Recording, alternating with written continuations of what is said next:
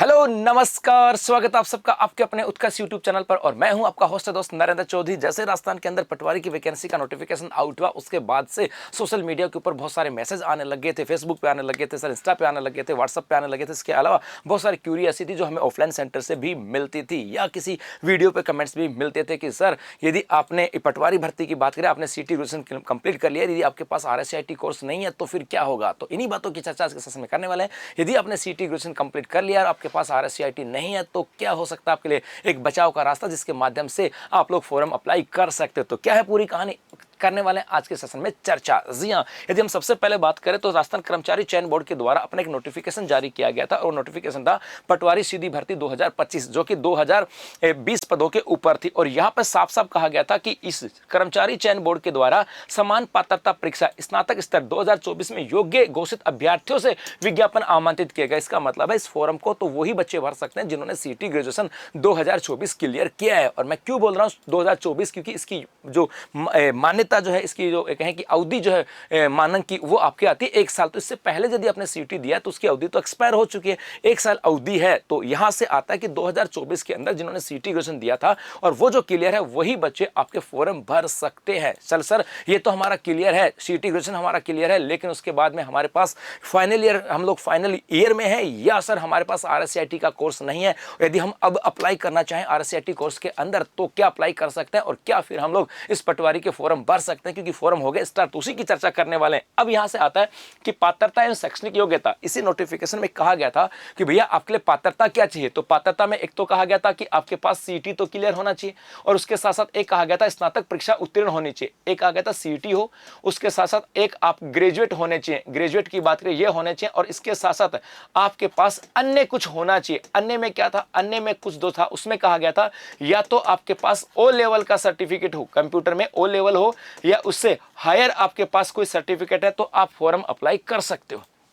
मतलब ग्रेजुएशन के साथ साथ सीटी पास होना चाहिए, उसके साथ साथ ग्रेजुएशन होना चाहिए, और उसके साथ अन्य क्या होना चाहिए, O लेवल या हायर लेवल का कंप्यूटर कोर्स, या फिर या तो ये हो, या फिर आपके पास कंप्यूटर साइंस की बात करें, किसकी बात करूं मैं, कंप्यूटर साइंस के अंदर आपके पास कोई डिग्री या आपके पास कोई डिप्लोमा होना चाहिए, या फिर कहा गया कि आपके पास कंप्यूटर साइंस के अंदर आपके पास 3 साल का डिप्लोमा हो, या फिर कहा गया कि आपके पास जो है ना, यहां पर हम बात करें कि किसी यूनिवर्सिटी से आपके पास इंजीनियरिंग की बात करें, किसकी, इंजीनियरिंग के अंदर आपकी डिग्री हो, या फिर कहा गया कि आपके पास RSCIT का कोर्स हो, या फिर आपके पास 12वीं के अंदर आपका ऑप्शनल सब्जेक्ट जो है वो आपका कंप्यूटर होना चाहिए, या आपके पास कोपा वगैरह होनी चाहिए, ये यहां पर हो। इसका मतलब है ग्रेजुएशन हो, उसके साथ साथ आपके पास एक कंप्यूटर का सर्टिफिकेट हो, चाहे कोपा हो, O लेवल का हो, RSCIT हो, या कंप्यूटर एप्लीकेशन के अंदर डिग्री डिप्लोमा हो, या फिर 12वीं में आपका कंप्यूटर सब्जेक्ट हो। अब कहो सर 12वीं हमारे पास कंप्यूटर नहीं था, हम लोगों ने बीटेक वीटेक कर नहीं रखी है सर, हमारे पास O लेवल वगैरह नहीं है, कोपा नहीं है। सर सिंपल सा फंडा है कि हमारे पास तो RSCIT है, सबसे सीधा और सरल तरीका, लेकिन हमने तो RSCIT भी क्लियर नहीं की है, RSCIT पास नहीं है। अब क्या करें, तो भैया इसके लिए क्या करें, तो इसी नोटिफिकेशन के अंदर एक रेड कलर के अंदर एक लाइन लिखी थी, और लाइन क्या लिखी थी कि जब आप ऑनलाइन फॉर्म भरने जा रहे हो तो ऑनलाइन आवेदन की शैक्षणिक योग्यता के सेक्शन में वहां पर आप लोग एजुकेशन क्वालिफिकेशन सबमिट कर रहे हो, तो कहा गया कि शैक्षणिक योग्यता स्नातक और कंप्यूटर योग्यता पर दस्तावेज अपलोड किए जाने आवश्यक है। अर्थात शैक्षणिक योग्यता और कंप्यूटर की दक्षता के आपके डॉक्यूमेंट्स अपलोड होंगे,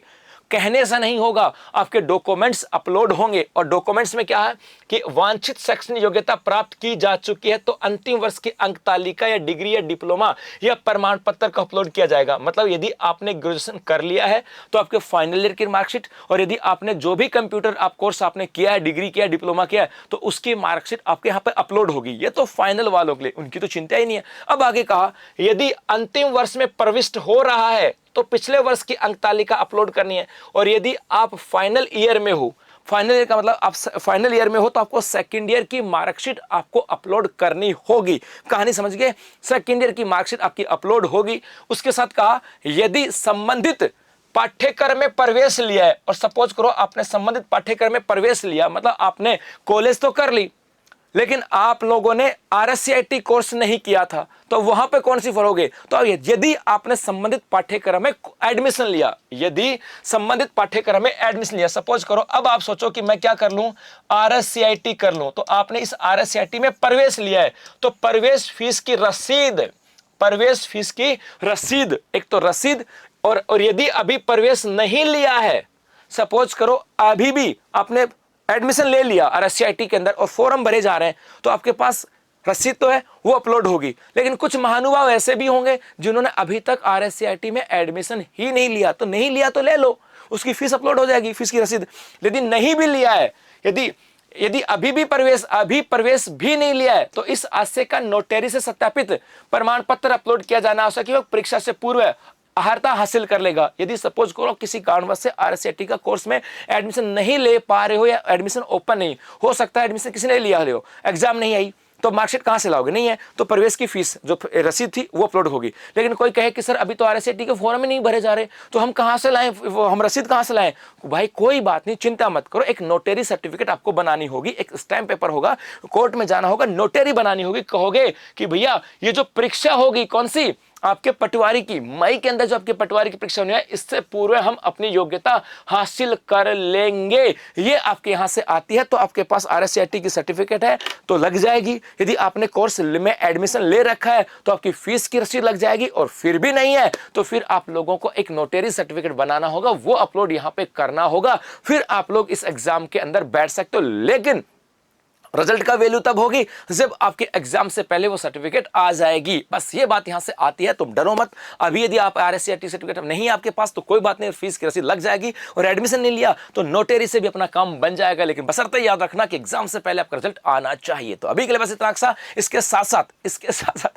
साथ साथ यदि आप चाहते हो कि आपकी पटवारी की तैयारी बेहतर हो, तो उत्कर्ष लेकर के आए ज्ञान कुंभ ऑफर, जहां पर 26 फरवरी तक आपके उत्कर्ष ऐप में उपलब्ध सभी ऑनलाइन कोर्सेज के ऊपर मिल रहा है अप टू 90% का डिस्काउंट। इसके अलावा उत्कर्ष पास, जहां पर आप किसी भी एग्जाम की तैयारी कर रहे हो, उन सब एग्जाम के लिए आपको अलग अलग कोर्स न लेकर के एक ही कोर्स में आकर के अपनी तैयारी को बेहतर कर सकते हैं, वहां पर भी आपको 20% का अतिरिक्त डिस्काउंट मिलेगा कुंभ कूपन कोड अप्लाई करने पर। तो करें तैयारी एक सुनहरे भविष्य की। अभी के लिए इतना सा, धन्यवाद।